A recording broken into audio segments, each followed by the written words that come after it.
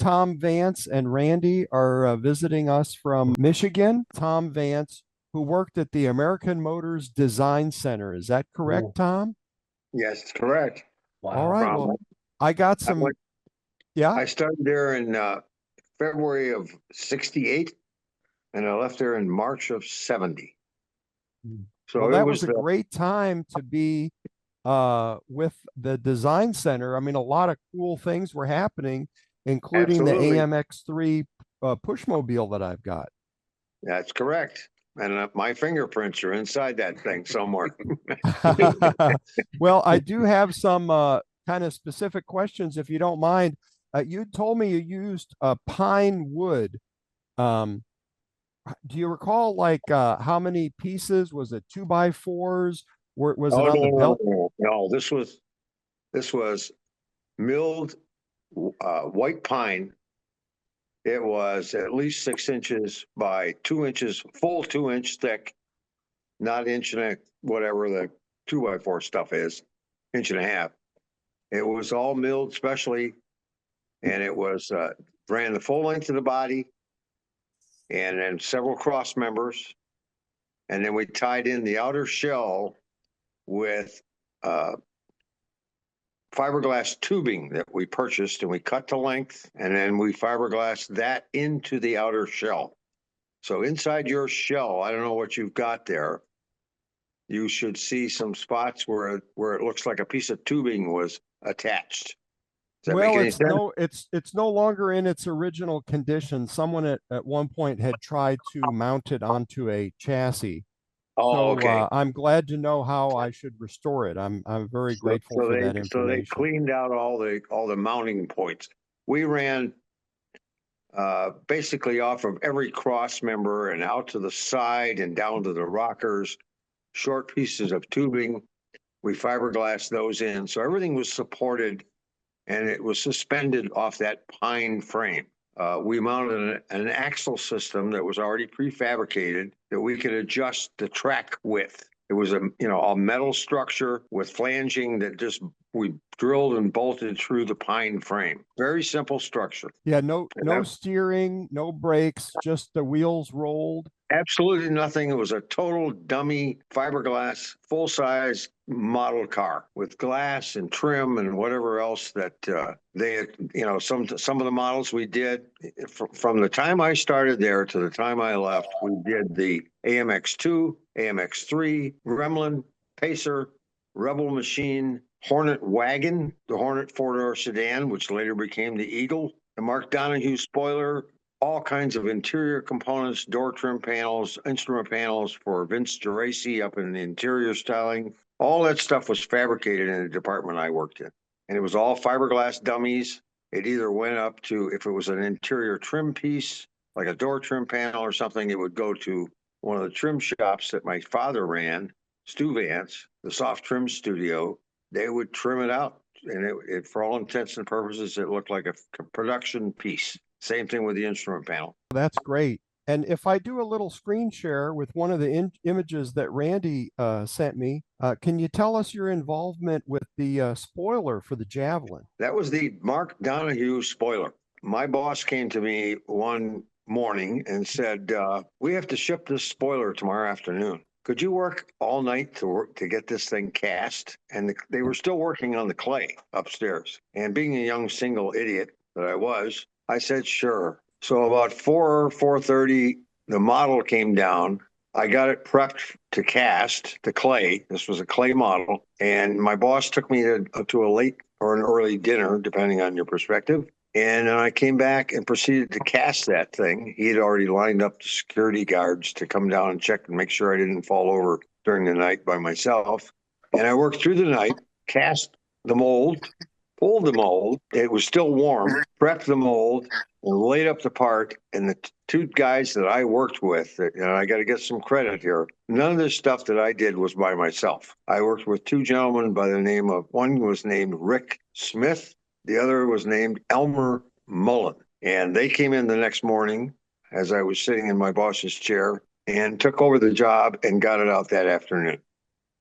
So that's the story behind that spoiler. Speaking of spoilers, was there ever a spoiler on the AMX3 Pushmobile? Because it looks like there were some marks on the back where it may have had a spoiler at one point. There may have been. I cannot recall anything, but I'm sure they were playing with a lot of stuff with that vehicle. I did So notice that there were side marker lights on one side of the car, I think the driver's side, but not on the passenger. You guys like to make the prototypes different on each side so you could, what, compare which one you we, like we, better? we cast whatever came out of Design Center upstairs. We were in a studio in the last of the buildings at that tech center on Plymouth Road, and we were removed from the styling department per se, mainly because of the aromas that we generated with plastic resins and parting agents and so forth. We had ventilator systems and all that, but we were separated. I will say this: I noticed, I was mentioning to Randy earlier, there was a photo that he sent me online of the AMX2K model.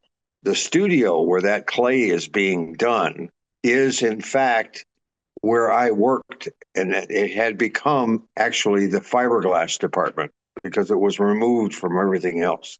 Now, I don't know the background of that situation.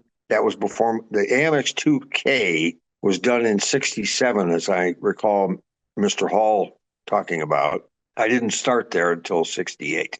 This one right here, that clay model, I recognized the studio. That was a studio where they kind of stuck projects they didn't want any scrutiny of until it showed up on the floor upstairs in design staff.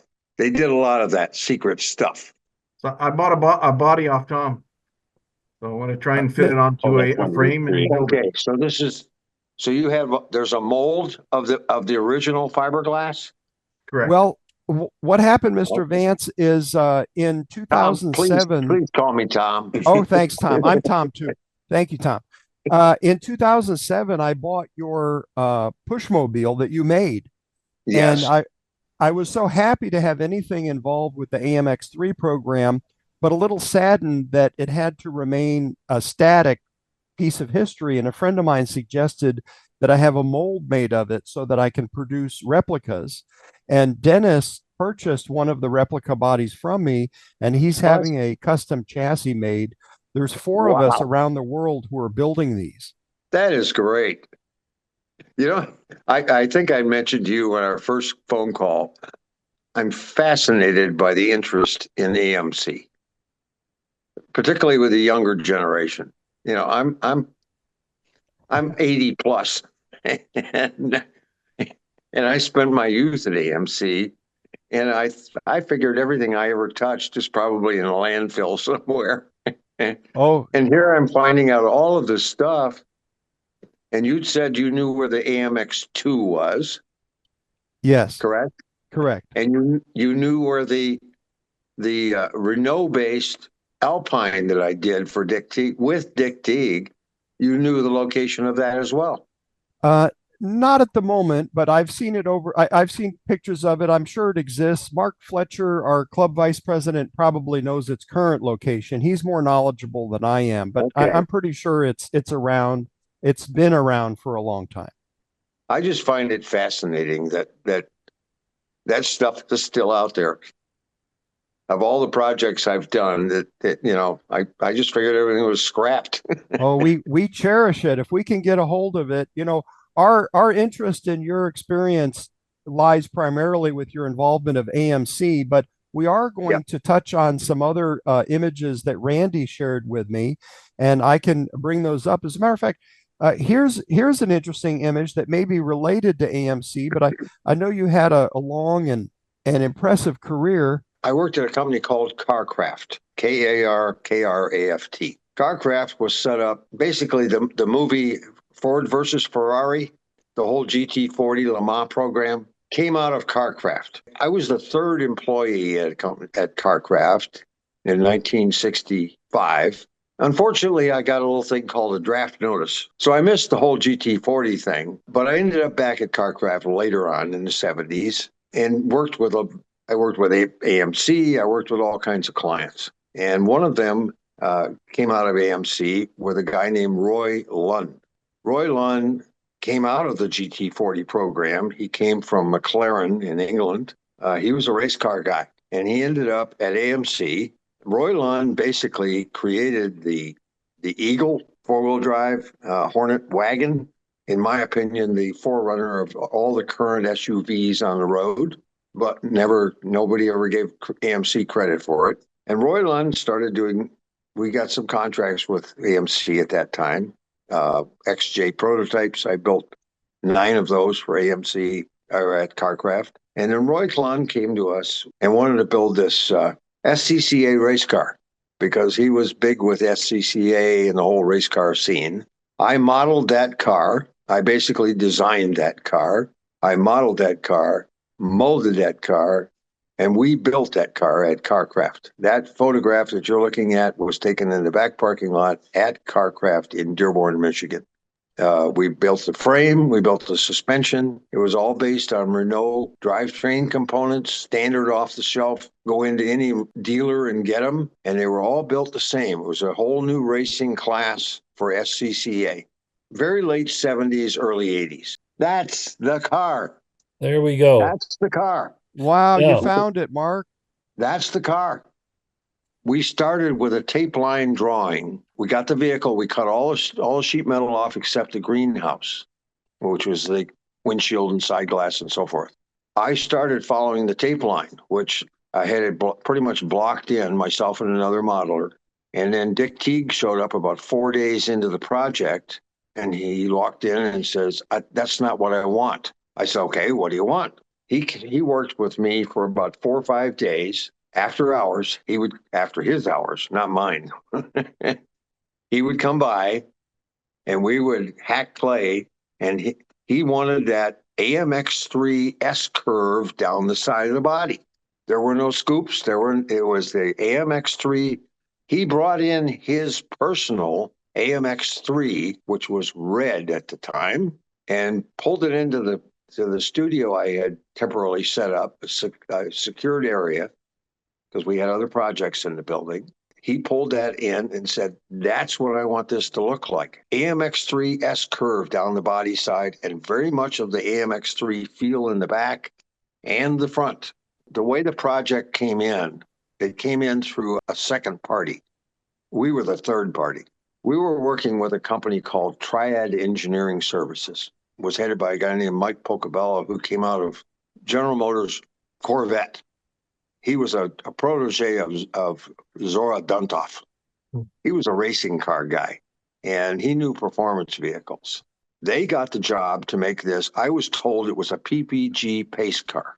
So we built it. We did the clay, cast the clay, built the parts, married it to the body, and it left there in our minds in primer, went back to Triad for some suspension and engine tweaks for a PPG pace car. It's got the AMX3 S curve down the side. And Dick Teague came in, personally worked with me. I was hacking clay like you wouldn't believe till I got that S line. He drew it on there with my butcher knife. That's it. I did that whole thing. Myself and a guy named Tom Baird were the 2 clay modelers. Tom and I had worked together on a number of projects. I brought him in on that project, and there's just the 2 of us and Dick Teague. 1985 PPG pace car, and no idea where it might be today. Where The original cars hood had a bunch of louvers in it, as I recall, rearward-facing louvers, for air exhaust through the radiator. That's the one.